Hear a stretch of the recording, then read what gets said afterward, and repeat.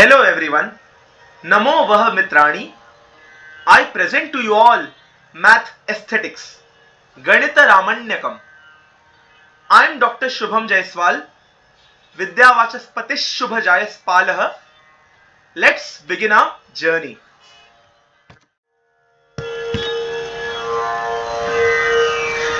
So what is Mathaesthetics?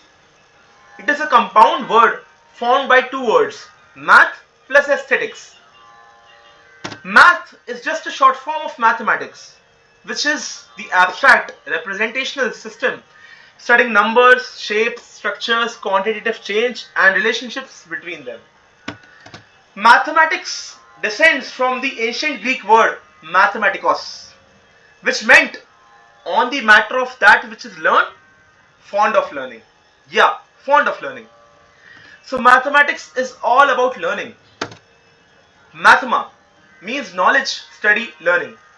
In fact, the word mathema is cognate with the Sanskrit word mati, which has a very similar meaning, which is intellect, understanding, sense, knowledge, judgment. So the second word is aesthetics. Aesthetics is the study or philosophy of beauty. Even this word descends from an ancient Greek word aesthetikos, which meant of sense perception. In fact, even this word is cognate to a Sanskrit word avis, which means manifestly, evidently. Now let's look at some other words for mathematics. In Old English, mathematics was called reamcraft.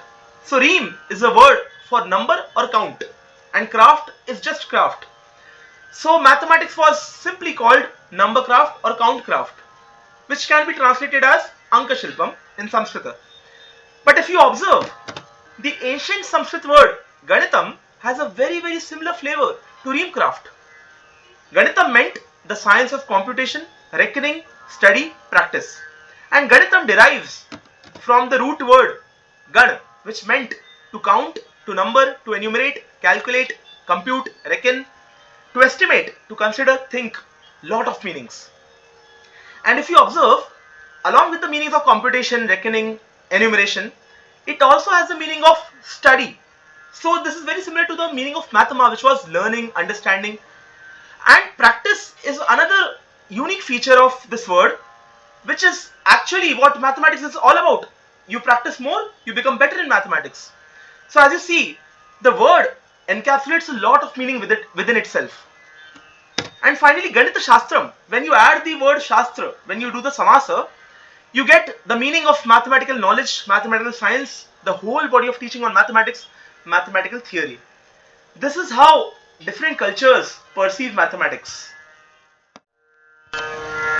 So what are the other words for aesthetics?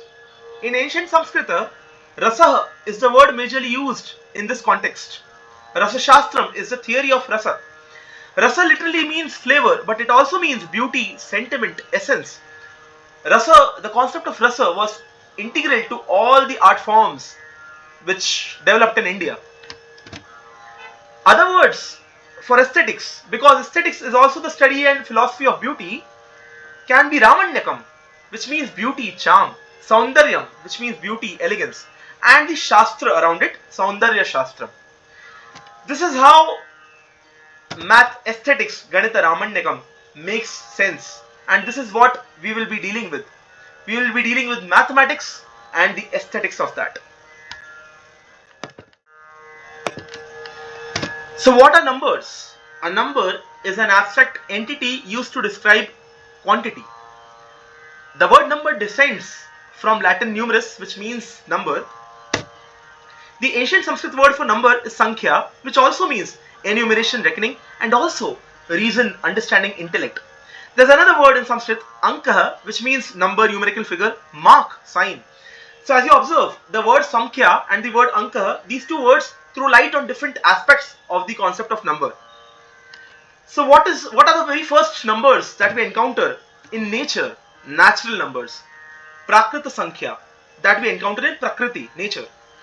So n is the symbol for natural numbers, and what are the numbers? 0, 1, 2, 3 and so on.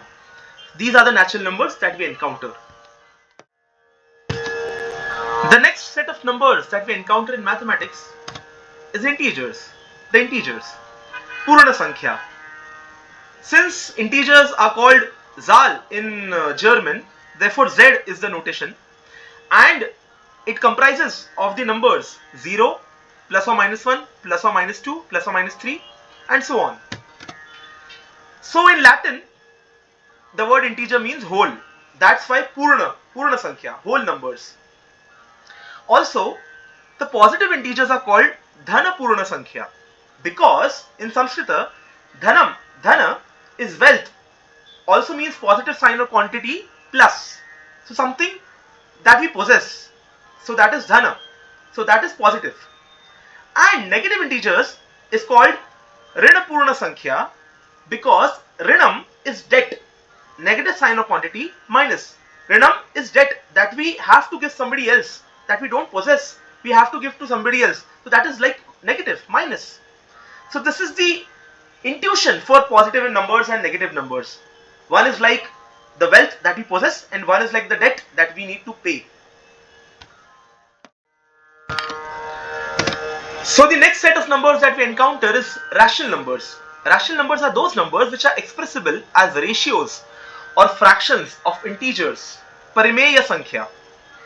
They are denoted by Q, probably because of quotient, the word quotient. So Q is a set of all numbers a by b, fractions a by b, numerator a, denominator b, where the numerator and denominator both lie inside integers and the denominator b is not equal to 0.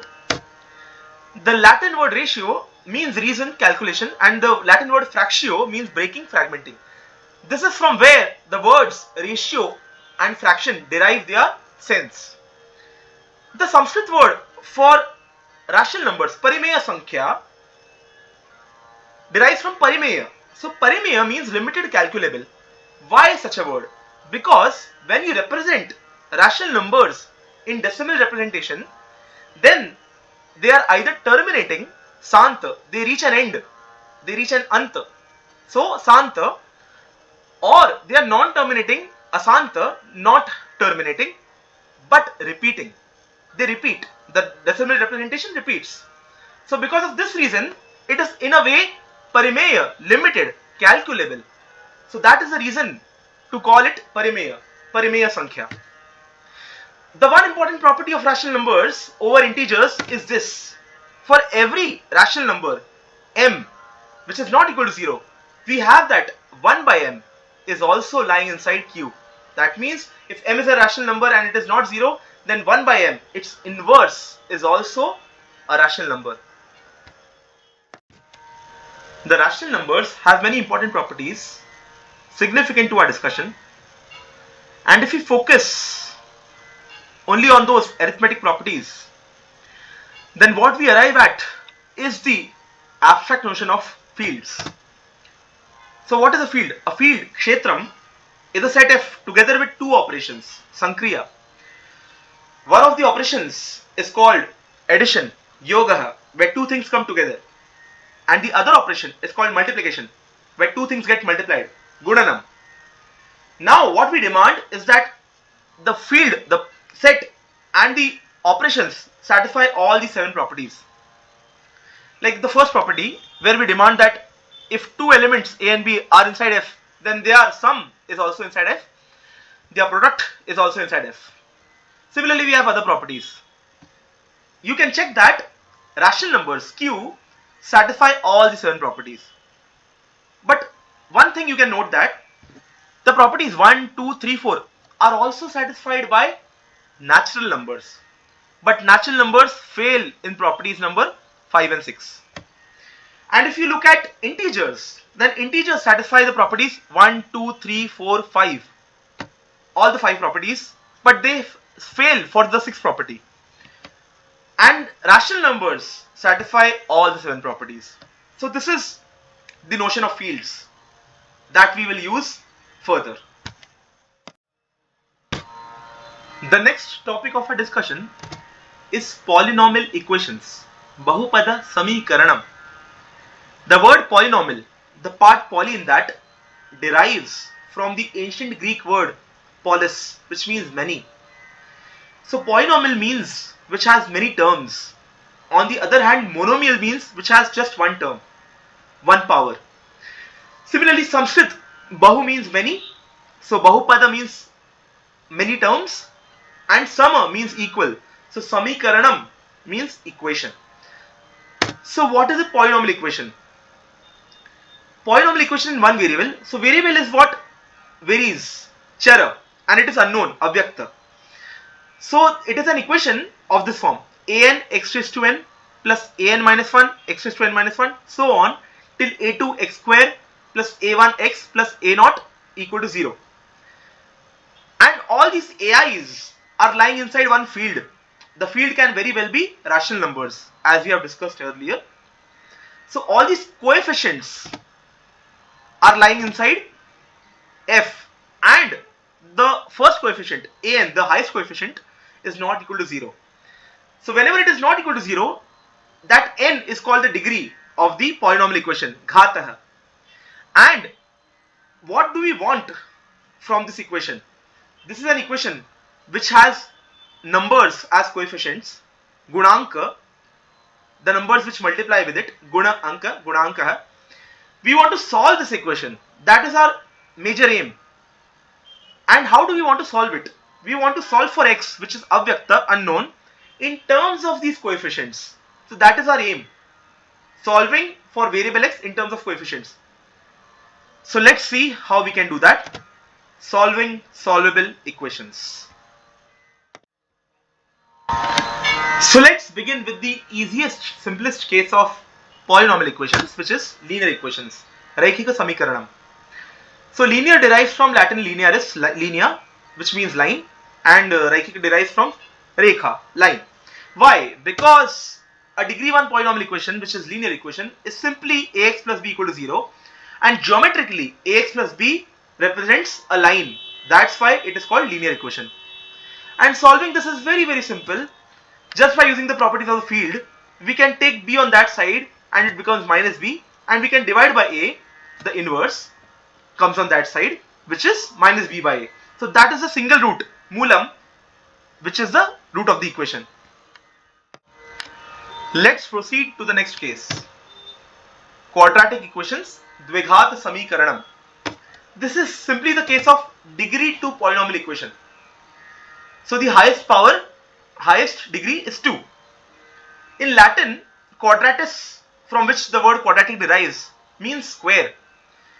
So what is the intuition?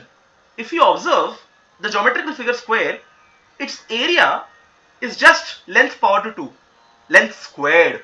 So that is the intuition. In Sanskrit, the word for quadratic or degree 2 power 2 equation is just dvighata, literal translation, power 2 degree 2. So ax square plus bx plus c equal to 0. We want to solve this. So I have mentioned both the roots here, the solutions here. And also note that these roots may not lie in f. So about this we will talk in detail in the subsequent lectures. Also for experts, this solution works only in the case of characteristic not being equal to 2. So that is what I mentioned towards the end of the slide. Now let's try to solve this. So first of all, we take c on that side, it becomes minus c, and we divide by a throughout. So x square plus b by ax equal to minus c by a is the present form of the equation. Now we apply a very nice smart trick here, which is called completing the square. The expression on the left hand side looks very similar to a square, perfect square, if we add one more term there. So what we do, we complete the square. We add the term b by 2a the whole square there. On both the sides we have to add it because it is an equation. And that makes the left hand side to be equal to x plus b by 2a raised to 2. Perfect square. And the right hand side becomes b square minus 4ac upon 4a square. Now just we have to take square roots on both the sides and we'll get two solutions, plus or minus, and then shifting the constant term there on the other side, we arrive at two solutions of the equation. Next we proceed to a harder case, the case of cubic equations Trighata Samikaranam, a challenging case. The case of degree 3 polynomial equations, where the highest power is 3. So the word cubic derives from ancient Greek word kubos, which means cube. Again, the intuition is very similar. Three-dimensional figure, cube, the volume of that figure is just length raised to 3, length cubed. So that is the intuition. And in Sanskrit, the word is Trighata, simply power 3, degree 3. So we want to solve this equation ax cube plus bx square plus cx plus d equal to 0. So surely we can solve it, and it has 3 roots, Mulani, Bahuvachanam. But the closed form is not very aesthetic, but the method is very aesthetic of solving it. So that is what we will focus on. And again, for experts, the roots will make sense, the solving will make sense when the characteristic is not equal to 2 or 3.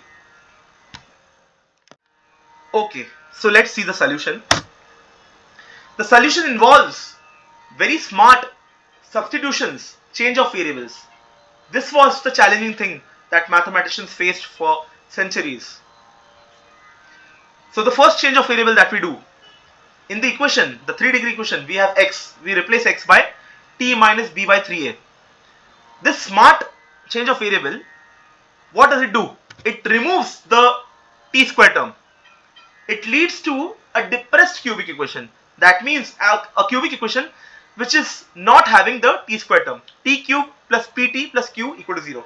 And because of the substitution, p and q have these forms which are mentioned on the slide. Now we have to solve this depressed cubic equation in order to solve the original equation. Okay, let's solve the depressed cubic equation, the equation which has no t square term. Again, we have a very clever substitution here, where we substitute t to be u plus v. Then the equation has this form. Then we impose a condition that this term should be equal to 0, which in turn gives us 2 other equations. And just observing these equations, one gets to know that what are these hinting at? U cube and v cube are just the roots of quadratic equation x square plus qx minus p cube upon 27. So that is what these equations lead to. And we already know how to solve quadratic equations. We have a formula for that.